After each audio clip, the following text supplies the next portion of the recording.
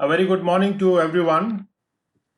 And with those words, we begin today's lecture. I am sharing the content, the file that I used to teach you. I hope you are able to see my desktop screen and that today's file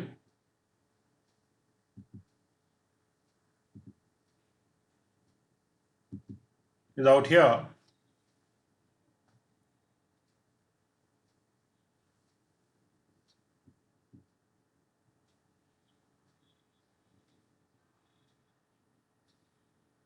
I hope मेरा जो word file है आप लोग सब देख पा रहे हैं.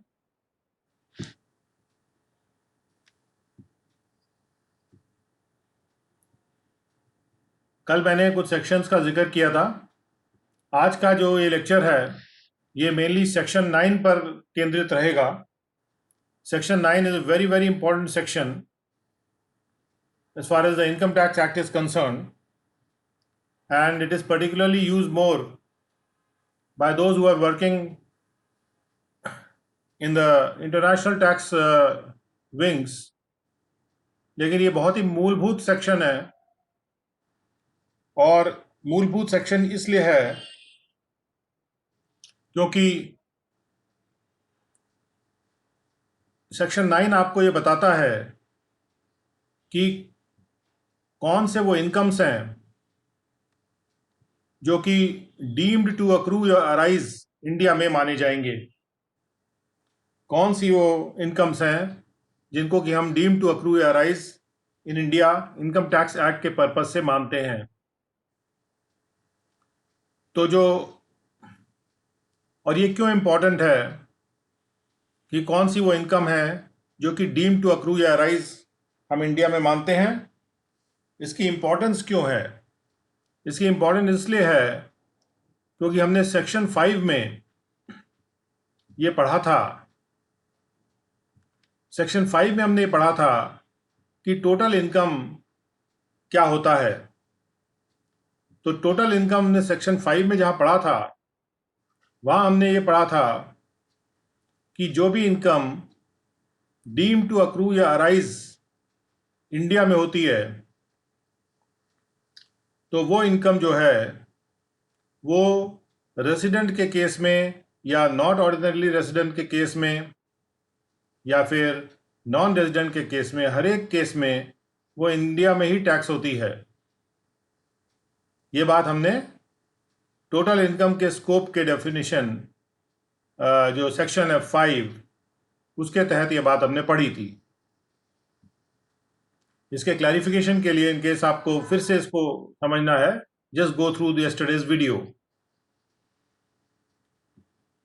तो यदि कोई इनकम डीम्ड टू अक्रू या अराइज है इंडिया में, तो वो इंडिया में टैक्स होती है. तो वो है कौन कौन सी इनकमें जिनको हम डीम टू अक्रू अराइज कहेंगे, इसके बारे में सेक्शन 9 है. और सेक्शन 9 एक इनकम टैक्स एक्ट में कंपैरेटिवली ज़्यादा कॉम्प्लिकेटेड सेक्शंस में से एक है, जो थोड़ा सा जटिल सेक्शनों में से एक है, और इसलिए इसको ध्यानपूर्वक समझना बहुत ज़रूरी है,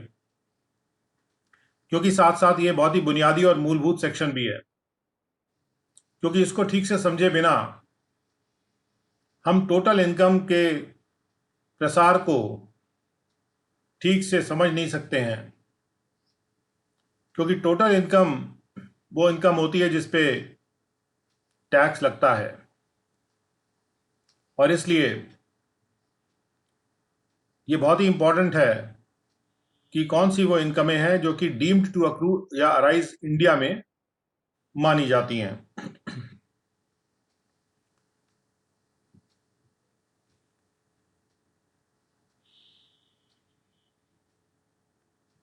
तो हम आते हैं सेक्शन 9 पर, लेकिन उसके पहले मैं आपको ये बता दूं कि ये तय करने के लिए कि कौन सा व्यक्ति रेसिडेंट है, कौन सा व्यक्ति नॉट ऑर्डिनरीली रेसिडेंट है, और कौन नॉन रेसिडेंट है इंडिया में एक प्रीवियस ईयर के लिए, उसके लिए सेक्शन 6 है। क्योंकि कौन कौन सी इनकमें टोटल इनकम में शामिल होंगी, ये रेसिडेंट के लिए, नॉट ऑर्डिनरीली रेसिडेंट के लिए और नॉन रेसिडेंट के लिए, ये तीनों अलग अलग चीजें हैं। तो इसलिए अब आते हैं हम लोग सेक्शन 9 पर। लेकिन उसके पहले एक और बात बता दूं कि जो शब्द डीम्ड टू बी रिसीव्ड आया था वो सेक्शन 7 में डिस्क्राइब्ड है। सेक्शन 7 में जहां लिखा हुआ है कि कोई भी एक्रीशन आपके रिकॉग्नाइज्ड प्रोविडेंट फंड में होता है, या कोई भी बैलेंस ट्रांसफर होता है आपके रिकॉग्नाइज्ड प्रोविडेंट फंड में, या कोई केंद्र सरकार या एम्प्लॉयर आपके पेंशन फंड में कोई कंट्रीब्यूशन करता है, तो वो सब डीम टू बी रिसीव्ड के तहत आते हैं। डीम टू बी रिसीव्ड तो हो गया। अब जो है बारी आती है डीम टू अक्रू या अराइज की। तो डीम टू अक्रू या अराइज कौन कौन सी इनकमें हैं, तो ये सेक्शन थोड़ा सा लंबा है और इसलिए मैं पहले आपको इस सेक्शन में जो मुख्य मुख्य बातें आ रही हैं उससे रूबरू कराता हूं। The following incomes shall be deemed to accrue और arise in India. Accrue word का मीनिंग मैं पहले आपको बता चुका हूं, वो चीज जो चिपक जाए, जैसे धूल चिपकती है। अराइज होना मतलब उड़ जाना,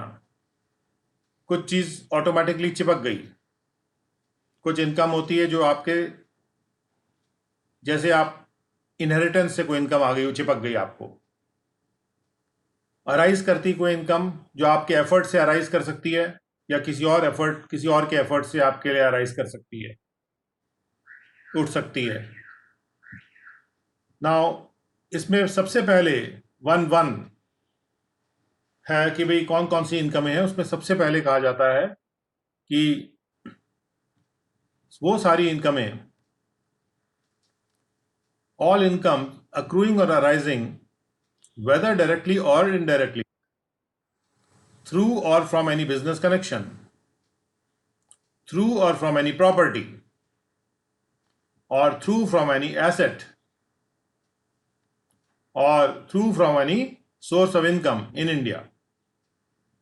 or through the transfer of a capital asset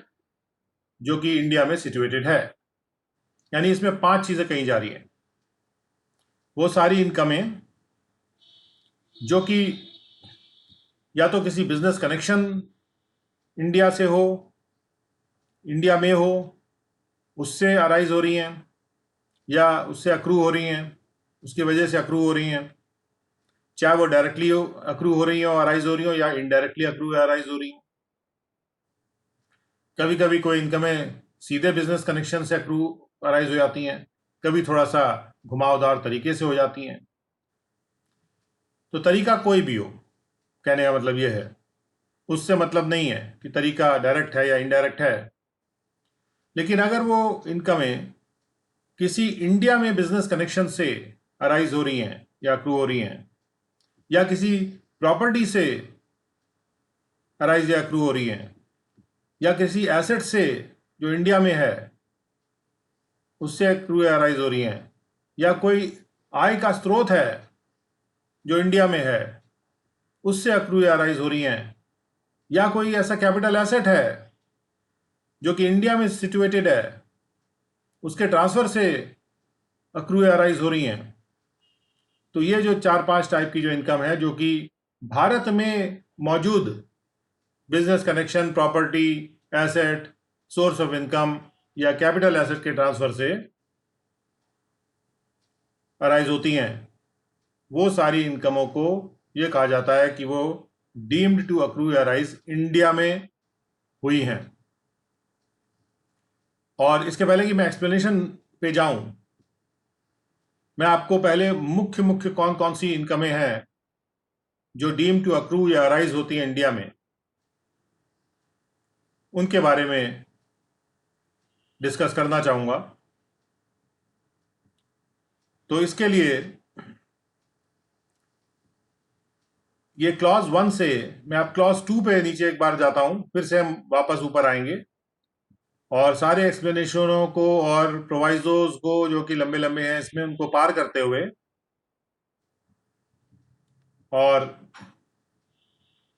मैं सब क्लॉज 2 पे आता हूं या क्लॉज 2 पे आता हूं और उसमें कहा गया है कि वो इनकम जो कि सैलरी हेड में आती है, हेड का मतलब है head of income, heads of income की चर्चा इसके बाद होगी आगे आने वाले लेक्चर्स में, लेकिन मुख्यतः आपको पता भी है और मैं भी आपको बता देना चाहता हूं कि जो हेड्स हैं इनकम के वो इस प्रकार से हैं।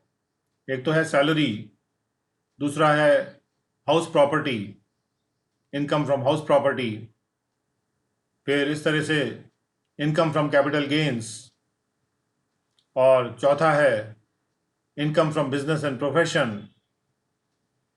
और पांचवा रेजिडुअल हेड है, यानी बाकी बची हुई इनकमों के लिए वो है इनकम फ्रॉम अदर सोर्सेज। तो मुख्यतः 5 हेड में इनको इनकम्स को वर्गीकृत किया गया है, क्लासिफाई किया गया है, और इसमें से जो सैलरी हेड में आती हैं उनका जिक्र यहां पे हो रहा है। तो जो आय, जो इनकमें सैलरीज हेड में फॉल करती हैं अगर वो इंडिया में कमाई गई हों, if it is earned in India, तो वो भी डीम्ड टू अक्रू या राइज इंडिया में मानी जाती है कि यदि कोई भी व्यक्ति इंडिया में सैलरी कमा रहा है तो वो इनकम अक्रू या राइज इंडिया में मानी जाती है। उसके बाद अगला क्लॉज है income chargeable under the head salaries payable by the government to a citizen of India. वो इनकम जो कि सैलरी हेड में चार्ज होती है लेकिन वो गवर्नमेंट किसी इंडिया के सिटीजन को दे रही है कि वो इंडिया से बाहर जाके सर्विस कर ले इंडियन गवर्नमेंट के लिए, जैसे जो एम्बेसडर वगैरह होते हैं या जो फॉरेन सर्विस में होते हैं या जिनकी पोस्टिंग जो है इंडिया से बाहर हो जाती है। हमारे यहाँ भी जो ट्रांसफर प्राइसिंग इंटरनेशनल टैक्सेशन में लोग कार्य करते हैं उनकी पोस्टिंग भी इंडिया से बाहर ऑफिस में हो जाती है। उनको सरकार सैलरी हेड के अंतर्गत पेमेंट कर रही है जिसका टैक्सेशन सैलरीज हेड में होगा, और वो एक सिटीजन होता है इंडिया का जो इंडिया से बाहर सर्विस के लिए जा रहा है, जो गवर्नमेंट सर्विस के लिए जा रहा है। तो भले ही वो अपनी सर्विस इंडिया से बाहर दे रहा है, इंडिया से बाहर रह के दे रहा है, यानी जो वो कमाई अपनी उसकी हो रही है वो इंडिया से बाहर रह के हो रही है, लेकिन उसके बावजूद जो इनकम उसे प्राप्त हो रही है सैलरीज हेड में, वो इनकम अक्रू या राइज इंडिया में मानी जाएगी, डीम टू अक्रू या राइज इन इंडिया। इसके अलावा अगर कोई इंडियन कंपनी है, ये क्लास 4 है, अगर कोई इंडियन कंपनी है जो कि डिविडेंड पे करती है इंडिया से बाहर, यदि कोई इंडियन कंपनी इंडिया से बाहर डिविडेंड पे करती है, मान लीजिए उसका शेयर होल्डर जो है इंडिया से बाहर बैठा हुआ है, तो उसको अगर डिविडेंड इंडिया से बाहर वो पे कर रही है, लेकिन चूंकि वो इंडियन कंपनी है इसलिए उसकी भी उसके द्वारा दिया गया डिविडेंड ये माना जाएगा वो कि वो जो डिविडेंड है वो इनकम डीम टू अक्रू और राइज इंडिया में है, भले इसका पेमेंट इंडिया से बाहर किया जा रहा है। और 5वां क्लॉज है income by way of interest, interest जो कि सर्टेन कंडीशंस में गवर्नमेंट या कोई रेजिडेंट या नॉन रेजिडेंट पे करते हैं, और जो कि मुख्यतः जो बिजनेस कनेक्शन इंडिया में होता है उससे मतलब होता है उसका, तो उस कंडीशन में दिया गया इंटरेस्ट भी जो है वो भी income from accrue arise India में माना जाता है। अभी डिटेल चर्चा हम लोग बाद में करेंगे। मुख्यतः हम देख रहे हैं कि कौन कौन सी ऐसी चीज़ें हैं, जैसे 5 पे आ गए, 5 क्लॉज पे, 5वें के बाद छठे सब क्लॉज में भी देख लेते हैं जाके कि वहाँ कौन सी इनकम का जिक्र हो रहा है जो कि डीम टू अक्रू या राइज इंडिया में मानी जा रही है। तो जो 6 क्लॉज है ये सेक्शन 9 का क्लॉज 6, सेक्शन 9 का सब सेक्शन 1 का 9(1) का क्लॉज 6 है ये। और इसमें कहा जा रहा है कि income by way of royalty जो कि सरकार या रेजिडेंट या नॉन रेजिडेंट किसी कंडीशंस में देते हैं। तो रॉयल्टी वगैरह क्या चीज़ है अभी उसके बारे में आते हैं, डिटेल चर्चा करते हैं। और जैसा कि मैं आपको इस सेक्शन का एक तरह से स्कोप दिखा रहा हूं, so that we know what we are going to study in this section ultimately. और हमने अभी 6 तक पढ़ा है और 7वां क्लॉज जो है रॉयल्टी के बाद बारी आती है income by way of fees for technical services. यदि तकनीकी सर्विसेज लेने के लिए कोई फीस दी जाती है, और ये तकनीकी सर्विसेज क्या होती हैं अभी हम देखेंगे। यदि वो फीस गवर्नमेंट, रेजिडेंट या किसी नॉन रेजिडेंट के द्वारा सर्टेन कंडीशंस में दी जाती हैं तो वो भी इनकम डीम्ड टू अक्रू और अराइज इन इंडिया के कैटेगरी में आता है। तो यहाँ पे आ गए क्लॉज 7 पे। अब हम चलते हैं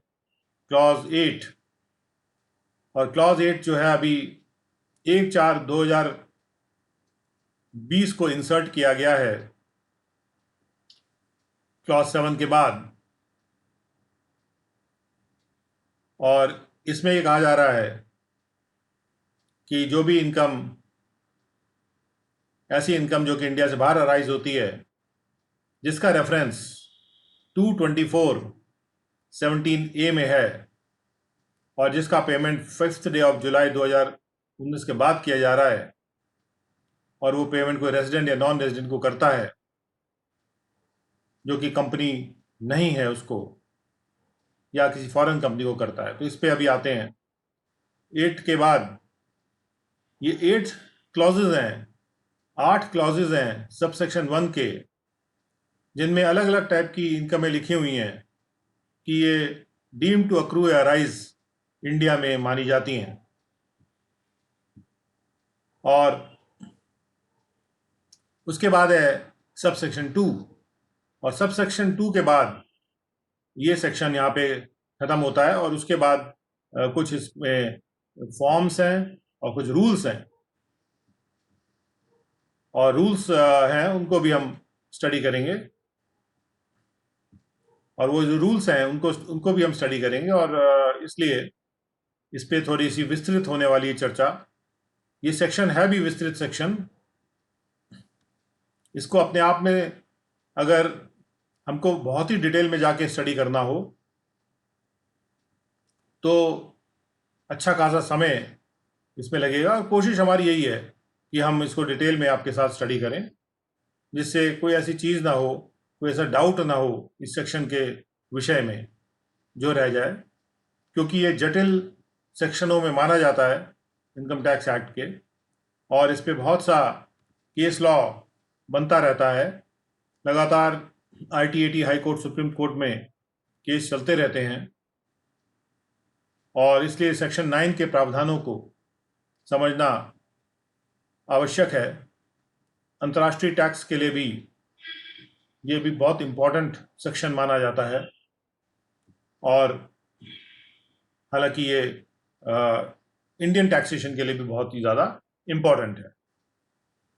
the following income shall be deemed to accrue और अराइज इन इंडिया। जैसे मैंने जिक्र किया कि वो सारी इनकमें जो कि डायरेक्ट या इनडायरेक्ट तरीके से, किसी भी तरीके से अक्रू या अराइज होती हों, या तो किसी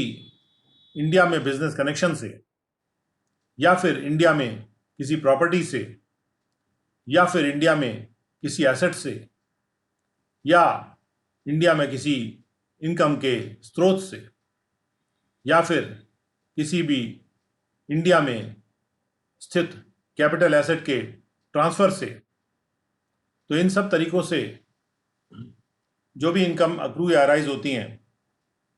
वो डीम टू अक्रू और अराइज अराइज इन इंडिया मान कही जाएंगी। और यहाँ पर ये जो शब्द है any business connection in India, ये बहुत ही इंपॉर्टेंट शब्द है, क्योंकि इसी पे बहुत सारे जो केस लॉ बनते हैं कि इंडिया में बिजनेस कनेक्शन है कि नहीं है। प्रॉपर्टी इंडिया में है कि नहीं, ये तो बड़ा आसान है पता लगाना। कोई एसेट इंडिया में है कि नहीं, वो भी आसान है पता लगाना। कोई सोर्स ऑफ इनकम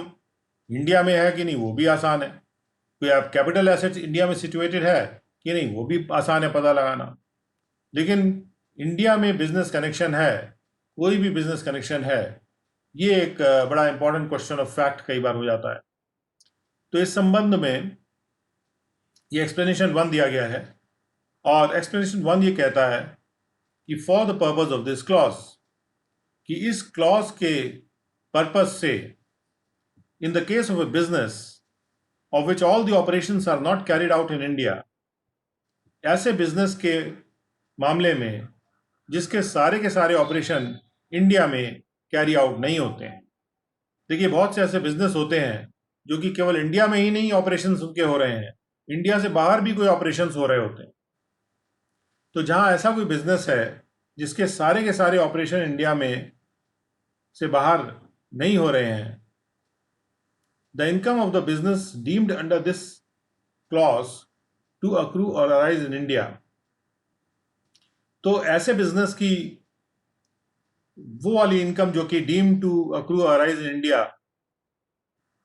उतनी इनकम मानी जाएगी। Shall be only such part of the income, उस इनकम का उतना ही पार्ट माना जाएगा इंडिया में जो अक्रू अराइज माना जाएगा, as is reasonably attributable to the operations carried out in India, जितना कि आप रीजन की शक्ति लगा के, कारण की शक्ति का प्रयोग करके ये कह सकते हैं, एट्रीब्यूट कर सकते हैं, यानी कि उसको लगा सकते हैं, उसके साथ जोड़ सकते हैं ऑपरेशंस के साथ, कि जो इंडिया से बाहर हो रहे हैं। यानी यदि हम ये पता कर पाएं कि कितनी इनकम इंडिया से बाहर होने वाले ऑपरेशंस पर एट्रीब्यूट की जा सकती है एक रीजनेबल तरीके से, कोई भी कंक्लूजन जो है वो रीजन और लॉजिक पे आधारित होना चाहिए, और जहां पर भी रीजनेबली की बात होती है वहां लॉजिक भी शामिल होता है। और रीजनेबली एट्रीब्यूट करने का मतलब होता है कि हम कारण की शक्ति का लॉजिक के साथ प्रयोग कर रहे हैं, और ये प्रयोग ठीक से किया गया कि नहीं किया गया, ये हमेशा एपेलेट लेवल पे चेक किया जा सकता है। तो जितना ऑपरेशन जो हैं वो इंडिया से बाहर रीजनेबली एट्रीब्यूट किए जा सकते हैं, उसमें से जो इनकम आ रही है उतना पार्ट इनकम का जो है वो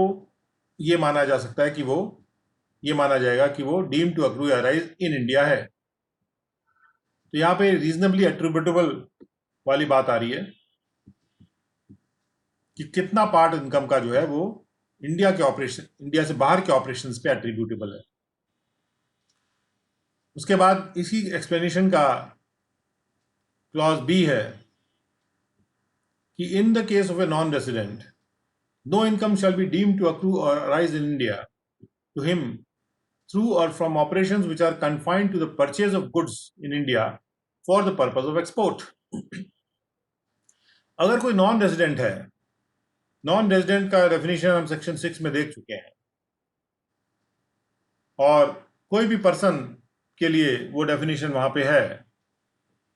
केवल इंडिविजुअल के लिए नहीं। तो यदि कोई नॉन रेजिडेंट है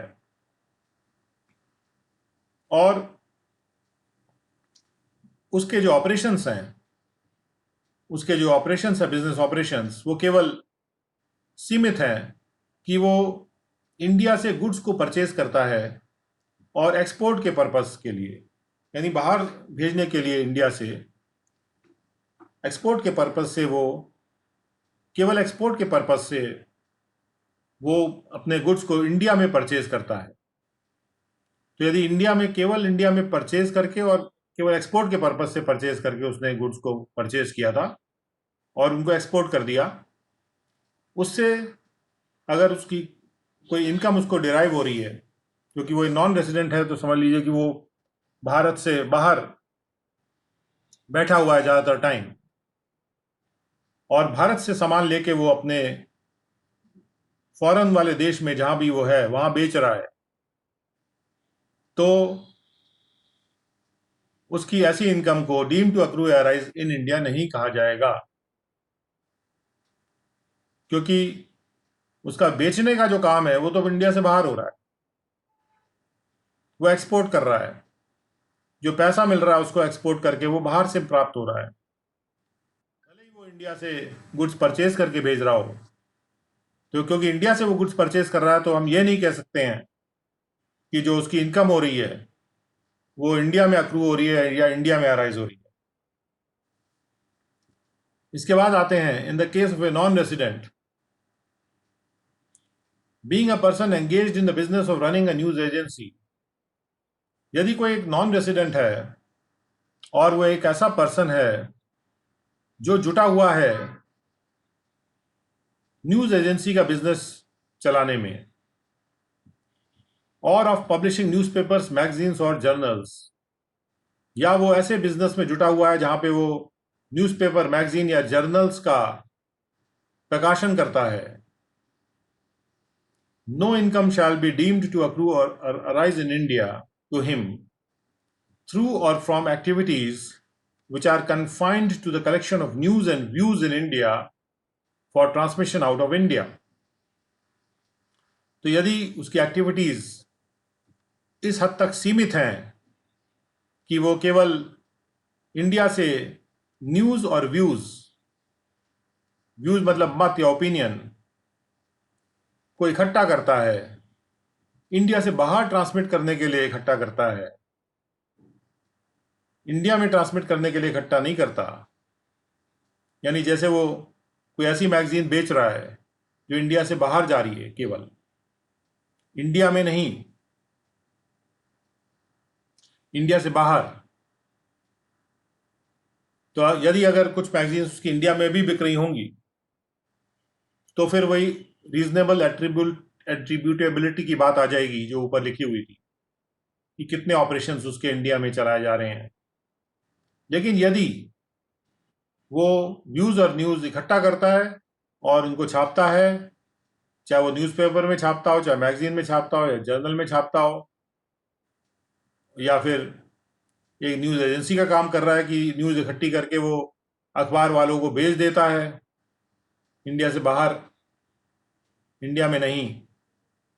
इंडिया से बाहर ट्रांसमिट कर देता है अगर न्यूज़ और व्यूज़ को कलेक्ट करके, तो चूंकि वो भले ही न्यूज़ और व्यूज़ इंडिया से कलेक्ट कर रहा है, लेकिन उसका जो प्रकाशन है या जिसको वो बेच रहा है अपना व्यूज़ और न्यूज़, वो आउट ऑफ इंडिया कर रहा है, उसको ट्रांसमिट कर रहा है, मतलब भेज रहा है इंडिया से बाहर, तो जो भी उसकी इनकम है, अगर वो नॉन रेसिडेंट है तो उसकी जो इनकम है वो इंडिया में डीम टू अक्रू अराइज नहीं मानी जाएगी,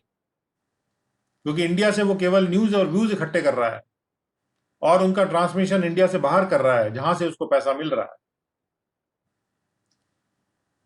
उसके बाद एक्सप्लेनेशन का क्लॉज डी आता है, और एक्सप्लेनेशन का क्लॉज डी कहता है कि in the case of a non resident, अगर कोई नॉन रेसिडेंट है जो कि एक इंडिविजुअल है लेकिन भारत का नागरिक नहीं है, not a citizen of India, या एक वो फर्म है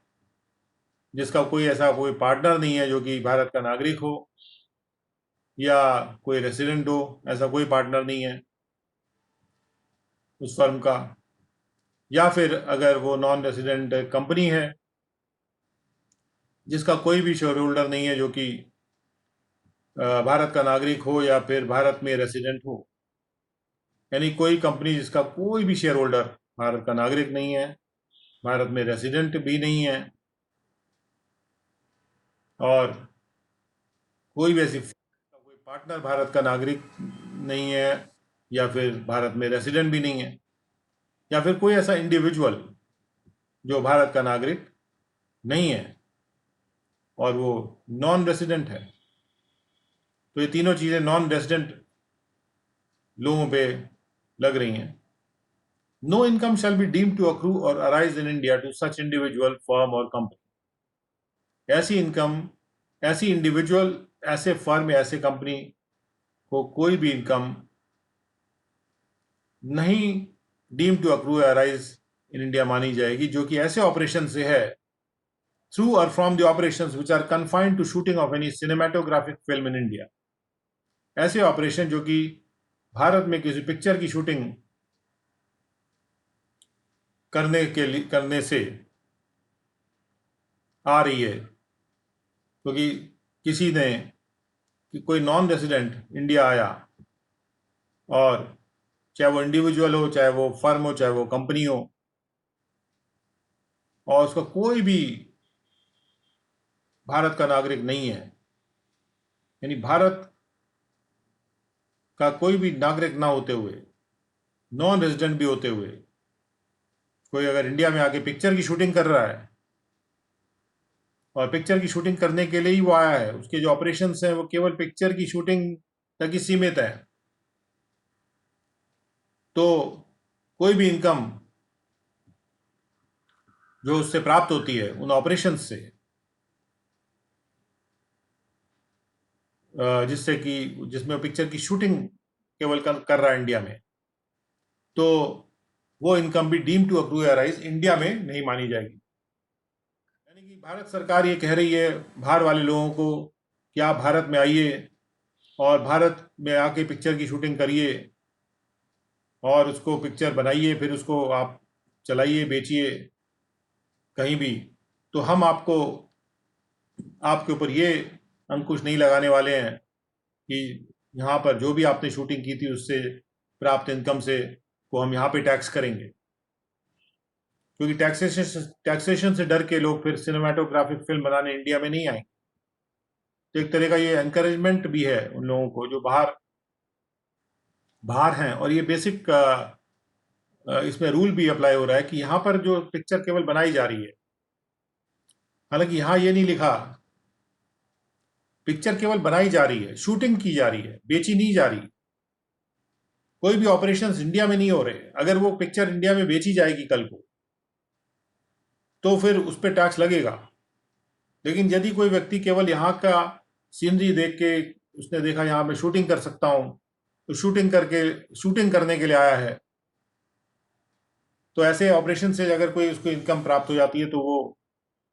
हम ये नहीं कहेंगे कि वो डीम टू अक्रू इंडिया में है। ऑपरेशन ऐसे होने चाहिए जो केवल इंडिया में शूटिंग वाला ऑपरेशन हो। और उसके बाद ई क्लॉज है एक्सप्लेनेशन 1 का। हम लोग अभी सेक्शन 9 सबसेक्शन 1 के एक्सप्लेनेशन का के क्लॉजेस को पढ़ रहे हैं या सब क्लॉजेस को पढ़ रहे हैं, and we are at the clause E of explanation 1। In the case of a foreign company engaged in the business of mining of diamonds, एक फॉरेन कंपनी के केस में, अब ये जो शब्द है इंडियन कंपनी, फॉरेन कंपनी, ये सब डेफिनेशन में हम ऑलरेडी पढ़ चुके हैं, उसको थोड़ा सा रिवाइज करिए। जहां भी शब्द का प्रयोग होता है फिर से डेफिनेशन सेक्शन में जाके कंफर्म करिए कि उसका अर्थ क्या था। In case of a foreign company engaged in the business of mining of diamonds, अगर एक फॉरेन कंपनी है जो कि डायमंड्स की माइनिंग के बिजनेस में एंगेज्ड है, जुटी हुई है, no income shall be deemed to accrue और arise in India to it through or from the activities which are confined to the display of uncut and unassorted diamond. अगर वो बिना कटे हुए और बिना वर्गीकृत किए हुए सॉर्ट कर देना होता है, और बिना सॉर्ट किए हुए, बिना कटे हुए, जैसे वो निकाल रही कंपनी माइनिंग करके, अगर उसको डिस्प्ले कर रही है, किसी भी खास जोन में डिस्प्ले कर रही है, जो जोन जो है सेंट्रल गवर्नमेंट के द्वारा नोटिफाई किया गया है, सेंट्रल गवर्नमेंट के द्वारा नोटिफाइड जोन में अगर वो उसको डिस्प्ले कर रही है, और उस डिस्प्ले करने से अगर कोई इनकम उसको होती है, बेचने से नहीं, ओके, जैसे इसी तरह से यहाँ पर सिनेमाटोग्राफिक फिल्म को बेचने से इनकम की बात नहीं हो रही, केवल जो शूटिंग के ऑपरेशंस जब हो रहे हैं उन शूटिंग के ऑपरेशंस में अगर कोई इनकम प्राप्त हो रही है उसकी बात हो रही है। इसी तरह से यहाँ पर जो अनकट और अनसॉर्टेड डायमंड है, कंपनी डायमंड माइनिंग करती है और उसको एक स्पेशल जोन में जो गवर्नमेंट ने नोटिफाई किया हुआ है इन दिस बिहाफ, यानी इन दिस बिहाफ का मतलब एक्सप्लेनेशन के क्लॉज ई के बिहाफ पे गवर्नमेंट ने उसको नोटिफाई किया हुआ है कि ये वो स्पेशल जोन है जहां पर अगर कोई अनकट है अनसॉर्टेड डायमंड, कोई कंपनी जो डायमंड की माइनिंग कर रही है वो उसको डिस्प्ले करेगी, तो यहाँ पर डिस्प्ले करने से अगर कोई इनकम उसको प्राप्त होगी, वो इनकम डीम टू अक्रू या अराइज इंडिया में नहीं मानी जाएगी। और ऐसा क्यों होता है? क्योंकि सरकार ये चाहती है कि डायमंड का एक्सपोर्ट इंडिया से बढ़े, तो बढ़ने से हमको फॉरेन एक्सचेंज प्राप्त होता है, तो सरकार उसको एनकरेज करती है कि यहाँ हम जैसे ही निकालते डायमंड उसको डिस्प्ले कर दें। डिस्प्ले करने से क्या है कि पूरे विश्व भर के लोग समझ जाते हैं कि ये डायमंड इन्होंने निकाले हैं और ऐसे ऐसे क्वालिटी के डायमंड ये लोग निकाल रहे हैं, तो उनको एक्सपोर्ट करने में मदद मिलेगी। भारत की कंपनियों को या किसी भी और कंपनी को एक्सपोर्ट करने में मदद मिलेगी। फॉरेन कंपनी भी होगी अगर वो यहाँ से बाहर भेज सकेगी, उसको एक्सपोर्ट करना आसान होगा उसके लिए। तो इसके लिए ये जो डिस्प्ले है, डिस्प्ले की फैसिलिटी स्पेशल जोन में दे दी गई है कि वहाँ पर आप डिस्प्ले करिए, तो जो भी डिस्प्ले करने के ऑपरेशन से अगर कोई इनकम अराइज होती है या अक्रू होती है, तो वो इंडिया में अक्रू या अराइज हुई इनकम नहीं मानी जाएगी। उसके बाद आते हैं हम एक्सप्लेनेशन 2 पे। एक्सप्लेनेशन 1, अभी आपने मुख्यतः बात ये देखी कि भारत से परचेज करके जो चीज़ या भारत में पिक्चर बना के या भारत में कोई डिस्प्ले करके कोई इनकम प्राप्त होती है, तो वो अगर वो वही ऑपरेशंस तक सीमित है तो फिर, या सीमित वर्ड इंपॉर्टेंट है, कन्फाइंड, तो फिर वो इनकम डीम टू अक्रू या राइज इंडिया में नहीं मानी जाती है। अब एक्सप्लेनेशन 2 है। एक्सप्लेनेशन 2 जो है ये बिजनेस कनेक्शन की बात करता है, क्योंकि ऊपर शब्द आया था कि अगर बिजनेस कनेक्शन इंडिया में हो, उसके थ्रू अगर कोई इनकम प्राप्त हो रही है, तो वो इनकम डीम टू अक्रू या राइज इंडिया में मानी जाएगी। अब एक्सप्लेनेशन 2 इस बात को एक्सप्लेन करता है और डाउट्स को रिमूव कर रहा है कि ये it is here bye declared for the removal of doubts that business connection shall include any business activity carried out through a person who acting on behalf of the resident, non-resident, यानी कि कोई ऐसा business connection का मतलब जो है वो ये है, बिजनेस कनेक्शन में वो शामिल होंगी बिजनेस एक्टिविटियां जो कि किसी ऐसे व्यक्ति के थ्रू करी जा रही हैं। अगर straight forward business connection India में है तब तो कोई बात ही नहीं है, कभी कभी थोड़े से डाउटफुल बिजनेस कनेक्शन होते हैं, इसीलिए रिमूवल ऑफ डाउट्स के लिए बात क्लियर की जा रही है कि यदि कोई ऐसा बिजनेस कनेक्शन है जिसमें एक ऐसी बिजनेस एक्टिविटी है जो किसी ऐसे व्यक्ति के माध्यम से की जा रही है जो कि किसी नॉन रेजिडेंट के बिहाफ पे काम कर रहा है, एक ऐसा व्यक्ति, एक ऐसा पर्सन जो कि किसी नॉन रेजिडेंट के बिहाफ पे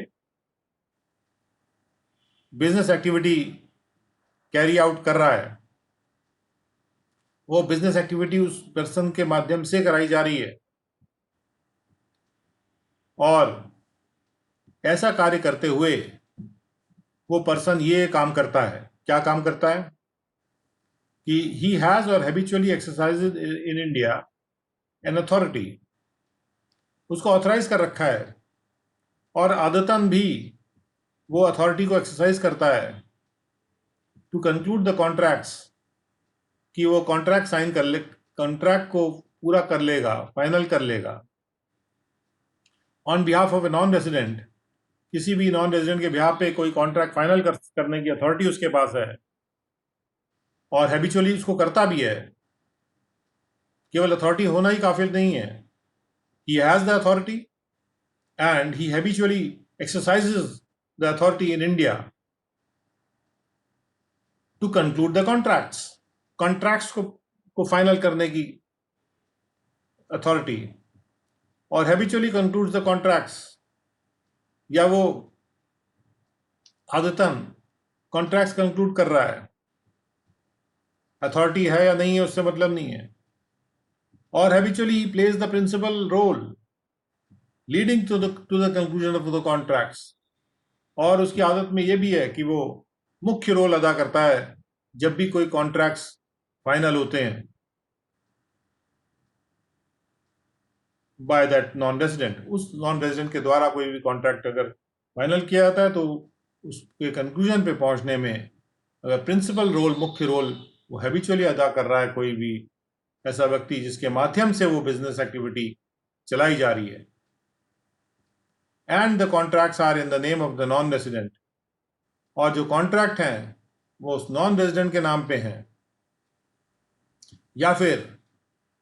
कॉन्ट्रैक्ट्स इस बात को लेके हैं for the transfer of the ownership of or for granting of the right to use property owned by that non resident, और that non resident has the right to use. कहने का मतलब यह कि कोई ऐसी अगर प्रॉपर्टी है जो कि नॉन रेजिडेंट जिसका ओनर है, या फिर नॉन रेजिडेंट को यह अधिकार है कि वो उस प्रॉपर्टी को इस्तेमाल कर सकता है। If the non-resident has the right to use the property, or the non-resident is the owner of the property, और ऐसी प्रॉपर्टी की ओनरशिप ट्रांसफर हो रही है या उसको यूज करने का राइट किसी और को ग्रांट किया जा रहा है, और इस तरह का जो कॉन्ट्रैक्ट होता है, और इस तरह का कॉन्ट्रैक्ट जो होता है जो कि जिसमें मुख्य रोल जो है वो व्यक्ति कर रहा है जिसके माध्यम से बिजनेस एक्टिविटी चलाई जा रही है, या जिसको ये अथॉरिटी है कि वो उन कॉन्ट्रैक्ट्स को फाइनल कर सकता है, और वो कॉन्ट्रैक्ट या तो वो कॉन्ट्रैक्ट नॉन रेजिडेंट के नाम पे हैं, और या फिर वो कॉन्ट्रैक्ट ऐसे हैं अगर रेजिडेंट के नॉन रेजिडेंट के नाम पे कॉन्ट्रैक्ट नहीं है, लेकिन कॉन्ट्रैक्ट ही ऐसे हैं जिसमें कि ओनरशिप ट्रांसफर हो रही है नॉन रेजिडेंट की, या उसका राइट टू यूज ट्रांसफर हो रहा है, तो ग्रांट हो रहा है किसी और को right to use, and for the provision of services by the non resident, या वो नॉन रेजिडेंट कोई सर्विस देगा किसी को, यानी नॉन रेजिडेंट अगर सर्विस किसी को देगा तो उसके लिए जो कॉन्ट्रैक्ट होगा वो कॉन्ट्रैक्ट वो व्यक्ति कर रहा है जिसके माध्यम से वो बिजनेस एक्टिविटी चलाई जा रही है। तो ऐसे कंडीशन में जो जिस व्यक्ति के माध्यम से वो बिजनेस एक्टिविटी चलाई जा रही है और उसको ये अधिकार है कि वो इस तरह के कॉन्ट्रैक्ट्स कर सकता है, तो ऐसी कंडीशन में बिजनेस कनेक्शन जो है वो माना जाएगा, बिजनेस कनेक्शन शब्द में वो बिजनेस एक्टिविटी शामिल हो जाएगी।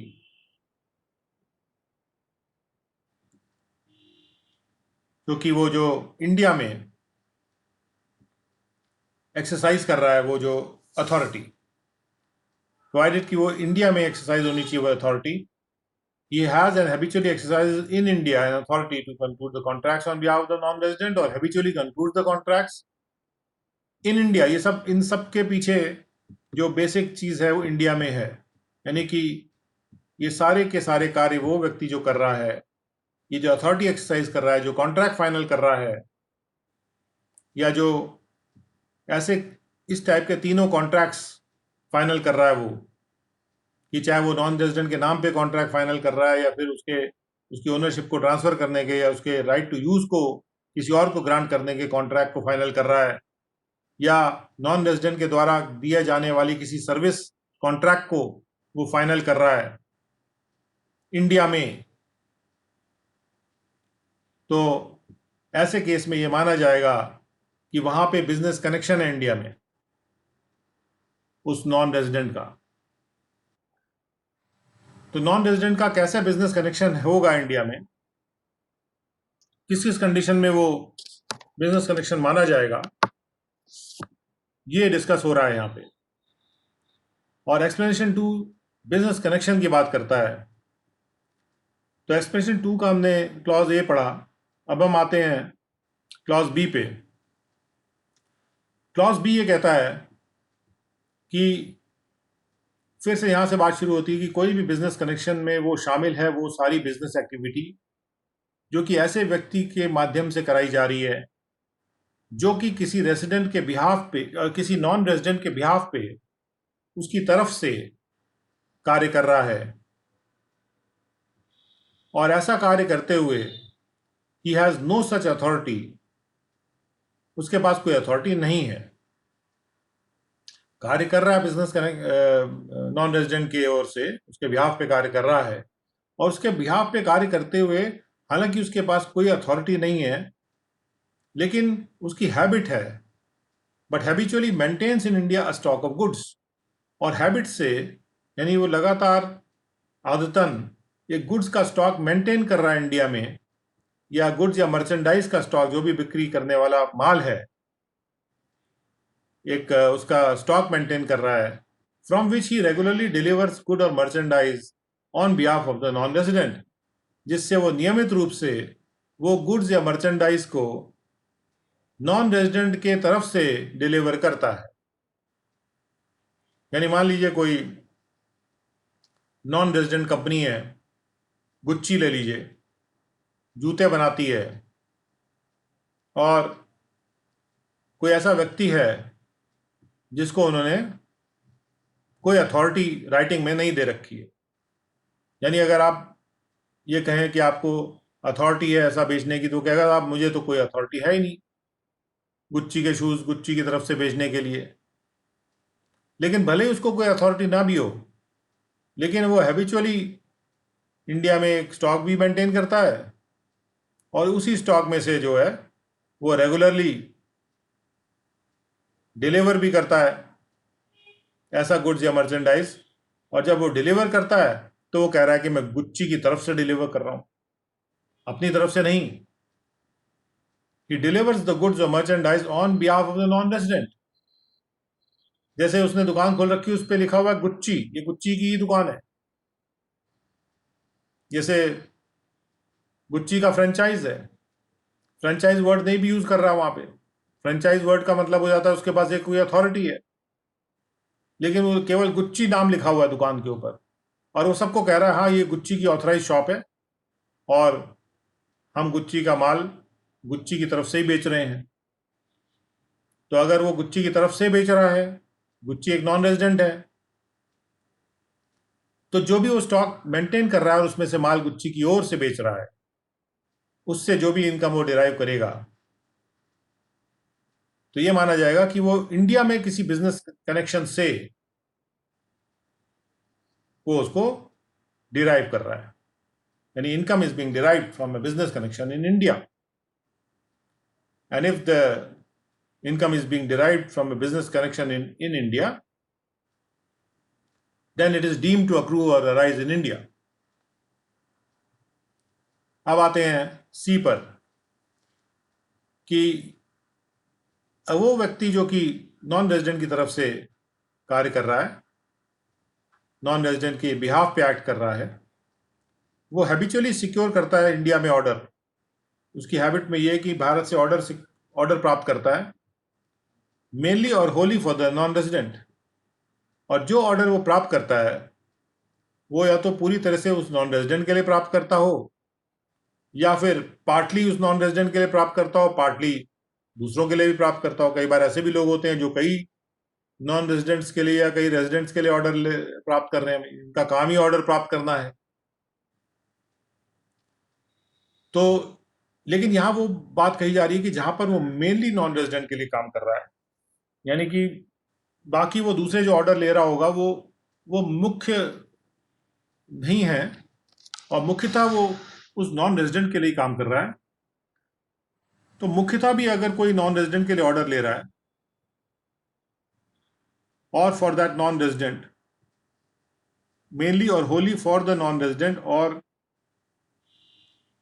for that non-resident and other non-residents,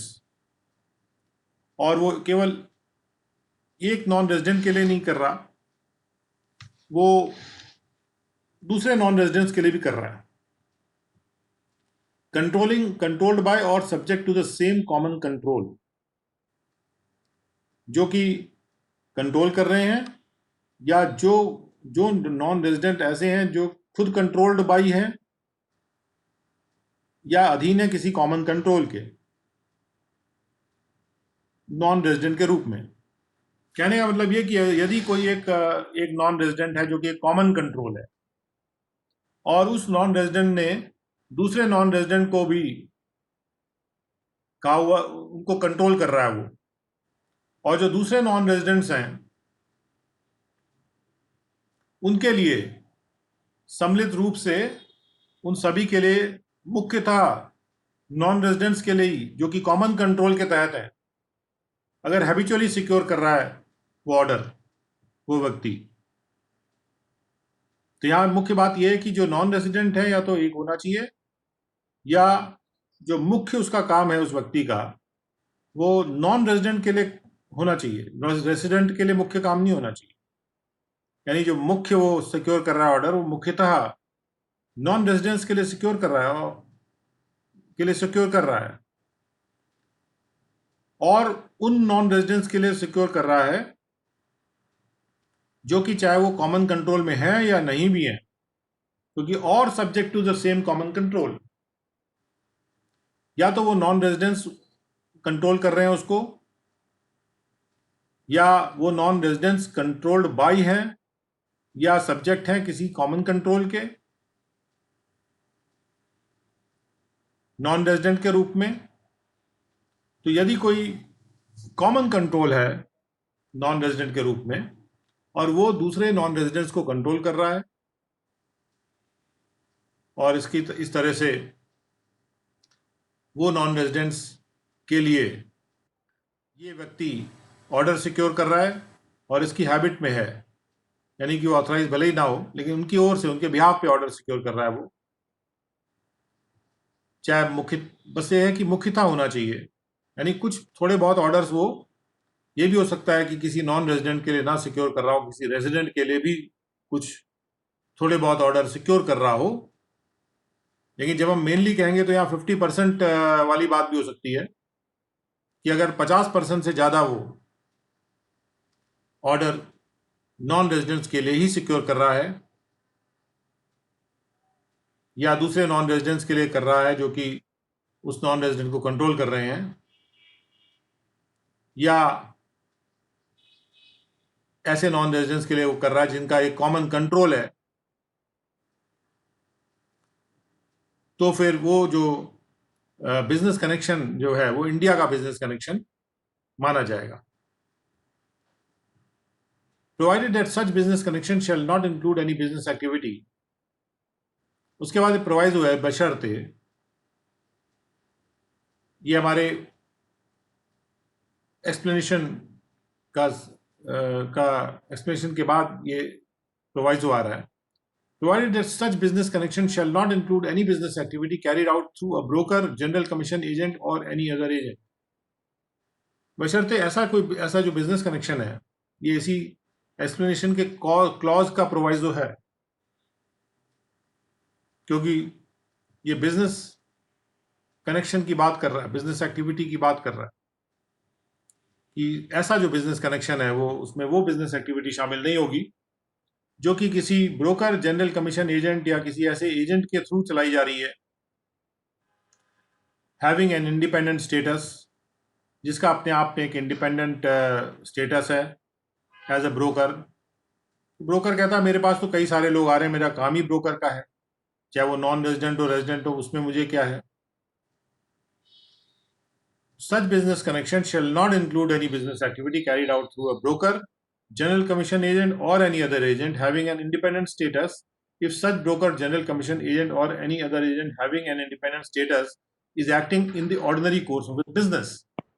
अगर वो ब्रोकर, अगर वो जनरल कमीशन एजेंट अपने बिजनेस के ऑर्डिनरी साधारण कोर्स में काम कर रहा है और कोई अथॉरिटी उसके पास किसी नॉन रेजिडेंट की नहीं है, और भले ही वो नॉन रेजिडेंट्स के लिए भी काम कर रहा है या मेनली नॉन रेजिडेंट्स के लिए नहीं भी काम कर रहा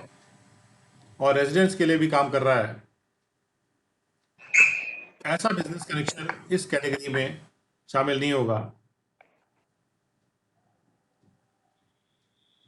जो कि माना जाता है कि वो इंडिया का बिजनेस कनेक्शन है, क्योंकि वो जो ब्रोकर है वो उसके बिहाफ पे काम नहीं कर रहा नॉन रेजिडेंट के, और वो अपने बिहाफ पे काम कर रहा है। वो उसका ऑर्डिनरी कोर्स ऑफ बिजनेस है कि वो ब्रोकिंग एक्टिविटी करता ही करता है, वो कई लोगों के लिए काम करता है और उसका अपना एक इंडिपेंडेंट स्टेटस है। तो यहाँ पे इंपॉर्टेंट शब्द आ रहे हैं इंडिपेंडेंट स्टेटस, यानी अगर कोई ब्रोकर का इंडिपेंडेंट स्टेटस है और इंडिपेंडेंट स्टेटस वाले ब्रोकर के थ्रू कोई नॉन रेजिडेंट अपना ऑर्डर वगैरह सिक्योर कर रहा है इंडिया में, तो वो कोई उसका इंडिया का बिजनेस कनेक्शन नहीं माना जाएगा। तो इसलिए जो नॉन रेजिडेंट्स होंगे वो किसी इंडिपेंडेंट स्टेटस वाले ब्रोकर को ढूंढेंगे कि ऐसा ना हो कि उनकी जो इनकम हो वो उसमें बिजनेस कनेक्शन इन इंडिया वाला प्रॉब्लम आ जाए और उनकी जो इनकम है वो deem to accrue rise India में मानी जाने लगे। तो वो ऐसे ब्रोकर या जनरल कमीशन एजेंट या ऐसे एजेंट को ढूंढेंगे जिसका अपना एक स्टेटस हो कि वो अपने बिजनेस के ऑर्डिनरी कोर्स में ही सभी लोगों के लिए ऑर्डर सिक्योर करने का काम करता है। उसका काम ही ऑर्डर सिक्योर करना ही है। और उसके बाद प्रोवाइडेड फर्दर, इसी एक्सप्लेनेशन का एक और प्रोवाइजो है, provided further that where such broker, general commission agent or any other agent works mainly or wholly on behalf of a non-resident, लेकिन जहां पर ऐसा हो कि वो जो ब्रोकर है या जनरल कमीशन एजेंट है या कोई और एजेंट है वो मुख्यतः या पूरी तरह से उस रेजिडेंट के बिहाफ पे ही काम कर रहा है, उसी नॉन रेजिडेंट के बिहाफ पे काम कर रहा है, जिसको हम प्रिंसिपल नॉन रेजिडेंट बोलेंगे अभी हियर आफ्टर, यानी इसके बाद इस प्रोवाइजो में जिसको हम प्रिंसिपल नॉन रेजिडेंट का नाम देके बात करेंगे। और on behalf of such non resident and other non residents, या वो ऐसे नॉन रेजिडेंट या दूसरे नॉन रेजिडेंट्स के बिहाफ पे मेनली होली काम कर रहा है, which are controlled by the principal non resident, जो कि उस प्रिंसिपल नॉन रेजिडेंट के द्वारा कंट्रोल हो रहे हैं, और have a controlling interest in the principal non resident, या उनका कंट्रोलिंग इंटरेस्ट है उस प्रिंसिपल नॉन रेजिडेंट में, चाहे वो प्रिंसिपल नॉन रेजिडेंट उनको कंट्रोल कर रहा है या उनका कंट्रोलिंग इंटरेस्ट है, कंट्रोल करने वाला उनका अधिकार है उस प्रिंसिपल नॉन रेजिडेंट में, और are subject to the same common control, या वो सारे के सारे नॉन रेजिडेंट एक ही कॉमन कंट्रोल के अधीन है as the principal non resident, जो कॉमन कंट्रोल वो प्रिंसिपल नॉन रेजिडेंट है। तो अगर ऐसा broker general commission agent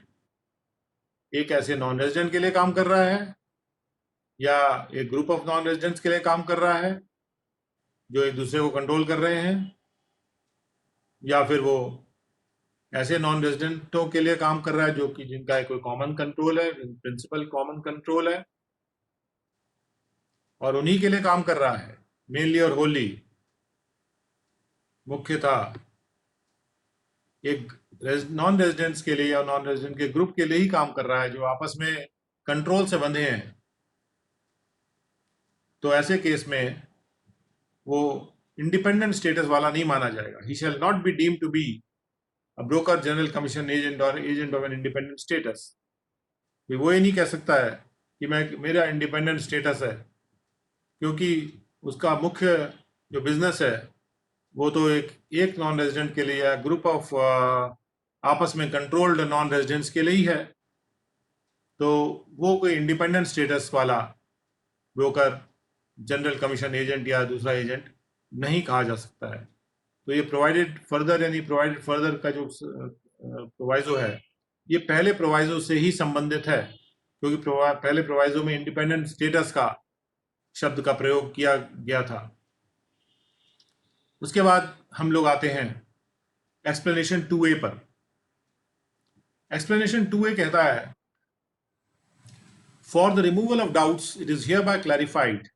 that the significant economic presence of a non-resident in India shall constitute business connection। क्योंकि बिजनेस कनेक्शन की बात हो रही है, बिजनेस कनेक्शन एक बहुत ही इंपॉर्टेंट शब्द है ये तय करने में, बिजनेस कनेक्शन इन इंडिया एक बहुत ही इंपॉर्टेंट फ्रेज है ये तय करने में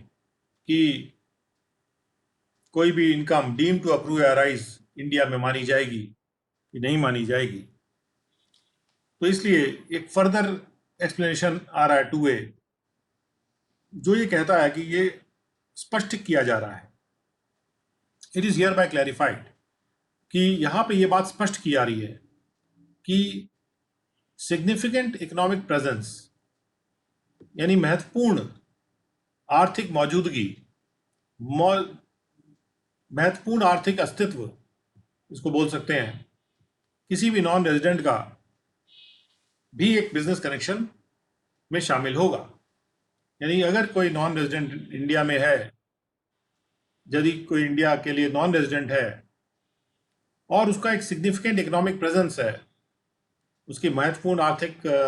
अस्तित्व है, आर्थिक रूप से उसका अस्तित्व महत्वपूर्ण है इंडिया में, तो वो भी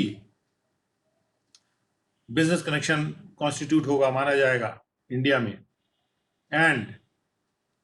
और अगर बात आती है सिग्निफिकेंट इकोनॉमिक प्रेजेंस की, तो अब इस क्लॉज को यहाँ पे डिफाइन किया जा रहा है कि what does significant economic presence, इस पर्पस के लिए, यानी इस प्रयोजन से सिग्निफिकेंट इकोनॉमिक प्रेजेंस जो फ्रेज है उसका मतलब क्या है। तो उसका मतलब यहाँ पे डिफाइन किया गया है एक्सप्रेशन 2A में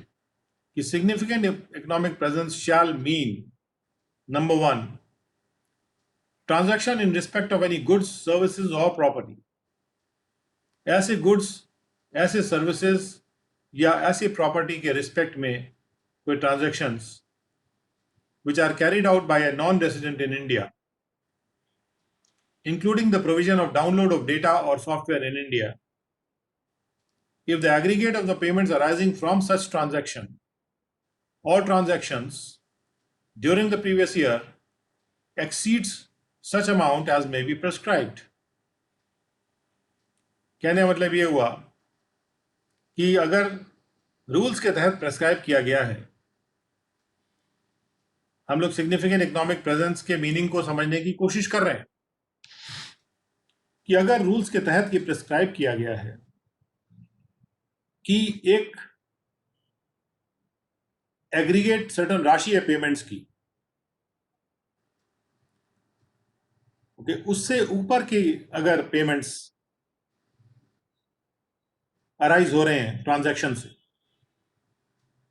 ऐसे ट्रांजैक्शन या ट्रांजैक्शन से जो कि किन्हीं गुड्स, सर्विसेज या प्रॉपर्टी के रिस्पेक्ट में ट्रांजैक्शंस हैं। ट्रांजैक्शन मतलब बिजनेस ट्रांजैक्शन मान सकते हैं इसको आप, ट्रांजैक्शन वर्ड को आप ये मान के चलिए कि बिजनेस ट्रांजैक्शन, क्योंकि ये पेमेंट से संबंधित है। Shall mean the transaction in respect of any good, services और प्रॉपर्टी, चाहे गुड्स बेचे जा रहे हैं, चाहे प्रॉपर्टी बेची जा रही है, चाहे सर्विसेज बेची जा रही हैं, जो ट्रांजैक्शन नॉन रेजिडेंट कर रहा है, carried out by non resident in India, और जिन ट्रांजैक्शनों में ये भी शामिल है कि कोई डेटा का डाउनलोड हो या कोई सॉफ्टवेयर का डाउनलोड हो इंडिया में। कई बार लोग ये कह सकते हैं साहब ट्रांजैक्शन तो कुछ हुआ ही नहीं, केवल डेटा सॉफ्टवेयर तो डाउनलोड हुआ है, ना तो मैंने कोई गुड्स भेजा है, ना सर्विसेज भेजी है, ना कोई प्रॉपर्टी भेजी है। तो सम्यक एक्सप्लेनेशन के लिए ये बात यहाँ पे रखी जा रही है कि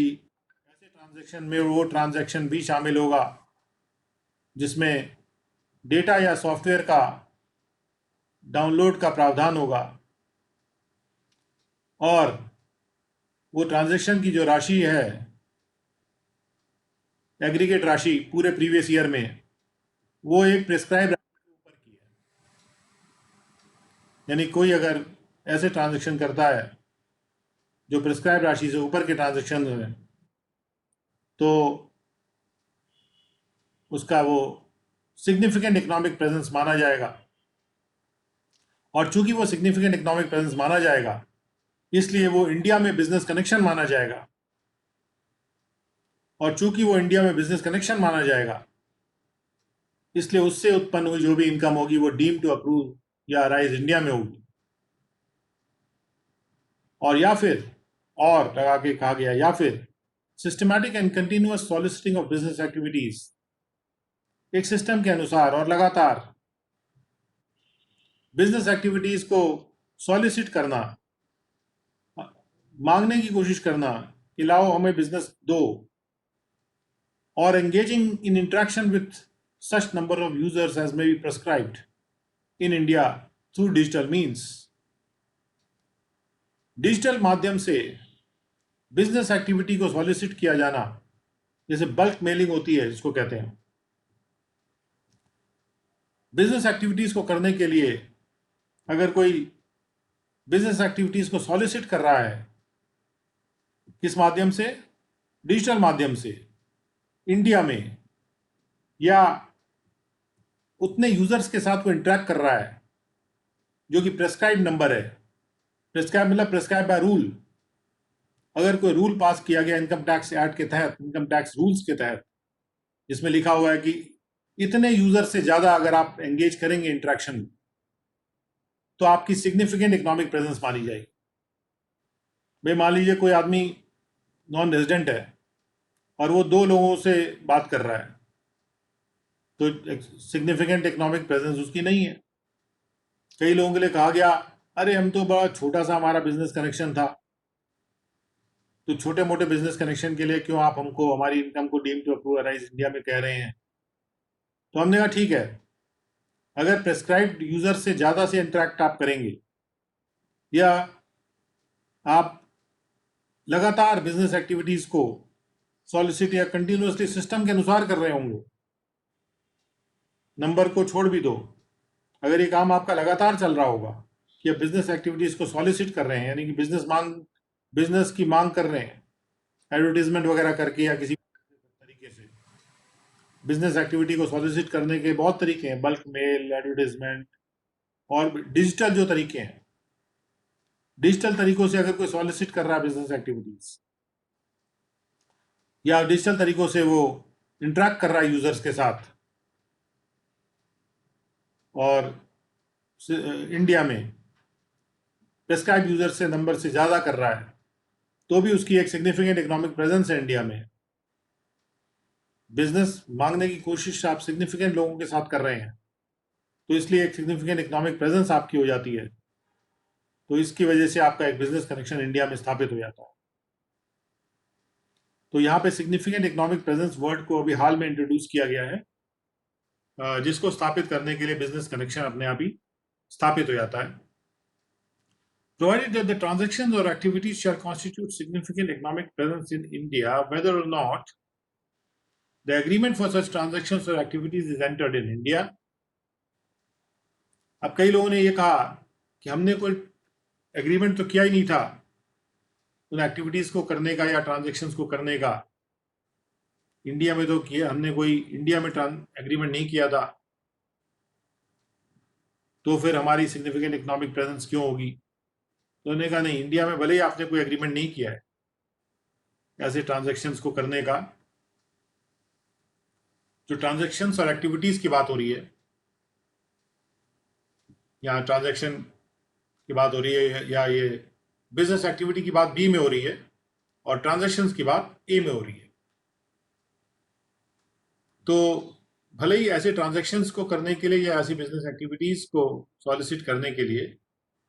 कोई एग्रीमेंट इंडिया में ना किया गया हो, और the non resident has the residence or place of business in India, और भले ही नॉन रेजिडेंट जो ऐसा कर रहा है उसकी कोई भी इंडिया में ना तो प्लेस ऑफ बिजनेस है, ना उसका कोई घर ही है, उसके बावजूद भी अगर उसका सिग्निफिकेंट इकोनॉमिक प्रेजेंस इसके हिसाब से स्थापित हो जाता है, ए और बी के हिसाब से, तो बिजनेस कनेक्शन इन इंडिया माना जाएगा। और भले ही तीसरे में लिखा है कि non resident render services in India, भले वो इंडिया में सर्विसेज ना भी रेंडर करता हो, हो सकता है वो सर्विसेज इंडिया से बाहर रेंडर करता हो, लेकिन वो सॉलिसिट इंडिया में कर रहा है डिजिटल मीन्स से, और यूजर से भी इंटरेक्ट कर रहा है उन सर्विसेज के लिए। तो भले ही उसकी सर्विसेज इंडिया में नहीं है, लेकिन उसका सॉलिसिटिंग और एंगेजमेंट यूजर्स के साथ है, इंटरेक्शन उसका यूजर्स के साथ है,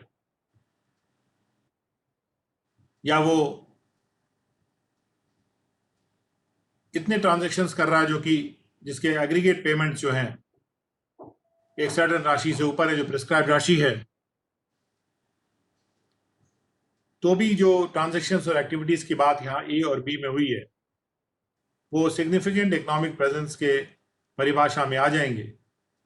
भले ही वो भारत में उसका एग्रीमेंट एंटर ना किया गया हो, भले ही नॉन रेजिडेंट का कोई रेजिडेंस या प्लेस ऑफ बिजनेस भी ना हो, और भले ही वो इंडिया में कोई सर्विस भी ना देता हो, तो भी। और उसके बाद प्रोवाइडेड फर्दर कह के एक और प्रोवाइजो इसमें जोड़ा गया है, that only so much of the income as is attributable to the transactions or activities referred to in clause A or clause B shall be deemed to accrue or arise in India. उतनी ही income जो कि उन transactions से संबंधित होगी, कि उन transactions या उन एक्टिविटीज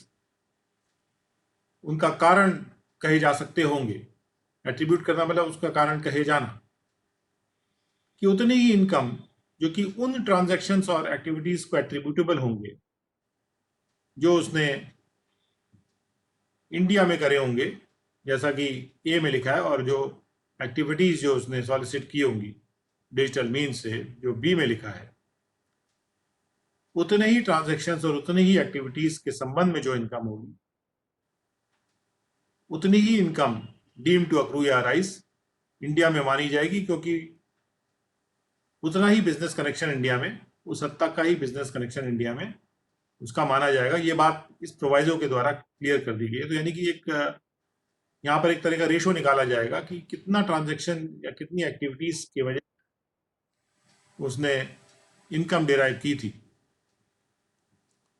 क्योंकि अगर मान लीजिए अगर मान लीजिए कि अगर कोई इनकम नहीं डिराइव होती है और वो मान लीजिए केवल बिजनेस एक्टिविटीज को सॉलिसिट कर रहा था और यूजर्स के साथ इंटरेक्ट कर रहा था, इनकम तो डिराइव कर नहीं रहा, अगर मान लीजिए कोई इनकम ही नहीं डिराइव कर पाया वो, तो फिर उसको डीम टू अक्रू अराइज होने का प्रश्न ही नहीं है। जब इनकम ही नहीं होगी तो उसके deem to accrue arise India में होने का वैसे भी प्रश्न कोई उठता नहीं है। Okay, so for today we come to the end of this lecture, and we'll continue with the explanation 3. It is you can understand that it is not so easy to understand section, so therefore we are going slow on it, and we are sure that it should take, I think, 3 sessions in all. Tomorrow will be the second session on section 9, and we will be beginning with explanation 3. थोड़ा बाद उसके पहले का भी हम उसके भूमिका थोड़ी आपको दे देते हैं जब भी हम शुरू करते हैं। So with those words, I come to the end of today's lecture.